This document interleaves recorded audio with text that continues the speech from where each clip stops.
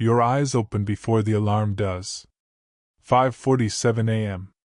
The room is still dark, but your heart is already awake, beating faster than the moment should require.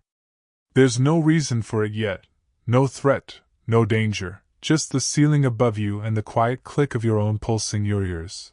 This is how the day starts. Not with thought, but with sensation, a tightness in the chest that arrives before any actual worry does, like your body received a warning your mind hasn't written yet. Then the thoughts arrive, one after another, uninvited. Did you reply to that email? Did it sound weird? Is today the day something goes wrong? Nothing has happened. Nothing needs to happen. The anxious brain doesn't wait for evidence. It rehearses disaster the way an actor rehearses lines, just in case it's needed later. You sit up. Breathe. The air feels thinner than it should, though nothing about the room has changed. You count 4 seconds in, hold for 4, release for 4, a technique that doesn't erase the feeling, but gives your nervous system something to do besides spiral. By the time you're dressed, your mind has already run through 6 versions of the day, half of them catastrophic, none of them real. Yet breakfast. A simple text lights up your phone, a coworker asking to talk later. Just 5 words, can we chat this afternoon? For most people, this is nothing. For you, it's a locked room with no visible exit. Talk about what? Did I do something? Is this good or bad? Why afternoon and not now? The mind does what anxious minds do best. It fills silence with worst-case architecture, building entire buildings out of a single, ambiguous sentence. This is the invisible tax of anxiety. The same 5 words that cost someone else 2 seconds of thought can cost you the entire morning. Not because you're irrational, but because your threat detection system, the amygdala, the body's built-in alarm, has learned to treat uncertainty itself as danger. It's not weakness. It's a smoke detector that's a little too sensitive, going off at toast instead of fire. You go through the motions of getting ready. Keys, shoes, door. But part of your mind never left that message. It sits in the background all morning, a browser tab you can't quite close. The train platform is packed by 8:15. Bodies pressed close, shoulders brushing, the low roar of overlapping conversations blending into a single wall of noise.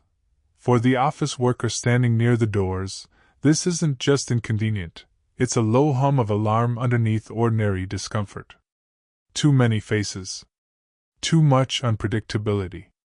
No clear way to control the space around them. You feel it too, the sensation of being watched, even though no one is really looking. Anxiety has a strange gift for making a stranger's glance feel like a spotlight, for turning the ordinary hum of public space into something that presses against your ribs. You find a spot near the window, angle your body slightly away from the crowd, focus on a fixed point outside. Small strategies, built over years, mostly invisible to anyone standing beside you. To them, you're just another commuter, staring quietly out the window. Inside, you're running a constant, exhausting calculation: exit, distance, noise, time until this ends. The train doors open. Relief arrives in small doses. One stop closer, one breath easier. At 11 a.m. your phone rings. An unknown number. You stare at it the way you'd stare at a decision with no good options. 3 rings. 4. Your thumb hovers, then finally, you let it go to voicemail, not out of avoidance for its own sake, but because answering unknown calls has, for you, become synonymous with unpredictability, and unpredictability is where your fear lies. Later, you'll make yourself listen to the voicemail. It's nothing, a scheduling confirmation, a receptionist's voice, forgettable to anyone else. But before you knew that, your mind had already written 3 different disaster scripts, each one more elaborate than the last. This is the quiet cruelty of anxiety around communication. It's not the phone call itself that terrifies you. It's the not knowing, stretched out across the seconds before you answer. A gap your imagination fills instantly, and rarely kindly. You call your sibling back later that day, rehearsing the words in your head before dialing, drafting an entire conversation you'll probably never need. When they pick up and simply say, "Hey, what's up?" Normal, easy, unthreatening, something in your shoulders finally drops. At lunch, a friend asks if you're okay. "You've been quiet. I'm fine," you say. The automatic answer, worn smooth from overuse. The truth is more complicated. You've spent the last hour worried you said something wrong in a conversation 3 days ago, a joke that might have landed badly, a tone that might have been misread. You've replayed it more times than the moment itself lasted. This is one of anxiety's quieter cruelties, the fear of disappointing people you care about, even when there's no real evidence you have. You don't want to seem needy by asking if things are okay between you. So you stay quiet, and the friend across the table sees someone a little distracted, not someone silently auditing every interaction from the past week. Later, you almost send a message apologizing for something that was never actually a problem, then delete it, unsure if sending it would fix an imagined issue or create a real one. This is the loop: worry building a story, then worry trying to resolve a story that was never true to begin with. To your coworkers, you're dependable, a little quiet, easy to work with. To your friends, you're thoughtful, maybe a bit of a homebody. No one sees the mental rehearsal before every meeting, the imagined worst-case outcomes drafted before every phone call, the constant low hum of what if running beneath an otherwise ordinary Tuesday. Anxiety rarely looks like panic from the outside. More often, it looks like carefulness. Like double-checking. Like someone who seems a little too eager to please, a little too quick to apologize, a little too tired by 6 p.m. for reasons no one quite asks about. But the day isn't only heavy. At 2 p.m., you step outside for 5 minutes, just to feel sun on your face and nothing else demanding your attention. For a moment, the noise in your head quiet's not gone, just turned down, like someone finally lowered the volume on a radio playing in another room. A coworker laughs at something you said, genuinely, unprompted, and for a few seconds you're just a person who made someone laugh. Nothing more complicated than that. That evening, you go for a walk, no destination, just movement. Anxiety often lives in stillness, in rooms with too much time to think.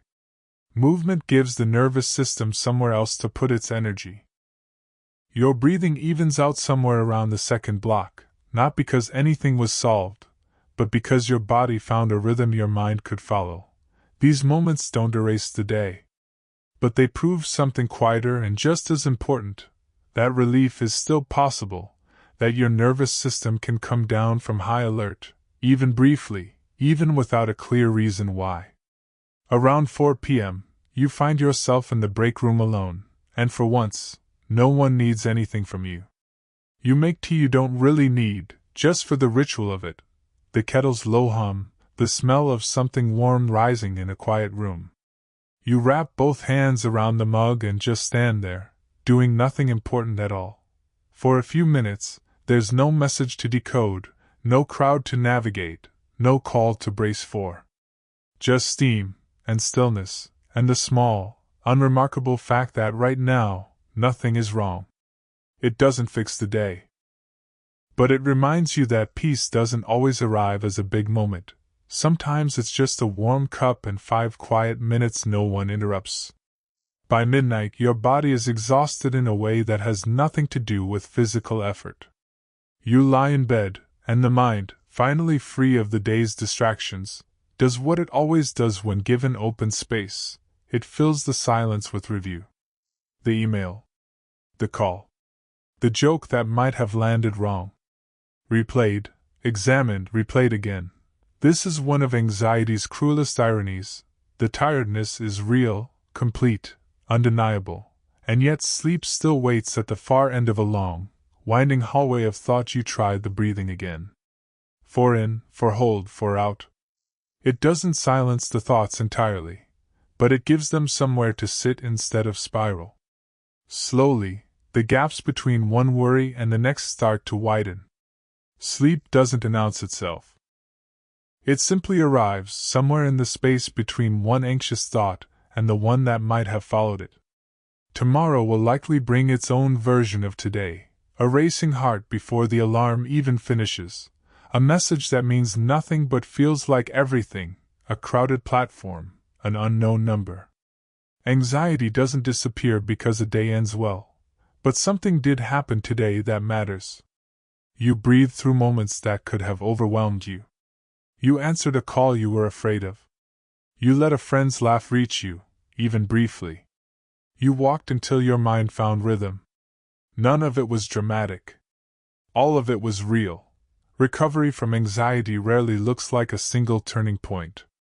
It looks like this: small, repeated acts of staying present when your mind wants to run ahead into imagined danger. 1,000 tiny returns to the actual moment. Instead of the one your fear invented, you close your eyes. The heart that woke too fast this morning has slowed, finally, to something steady. Tomorrow is still uncertain. But tonight, for now, you are simply here, breathing, quiet, and still standing at the end of a day that asked more of you than anyone else could see.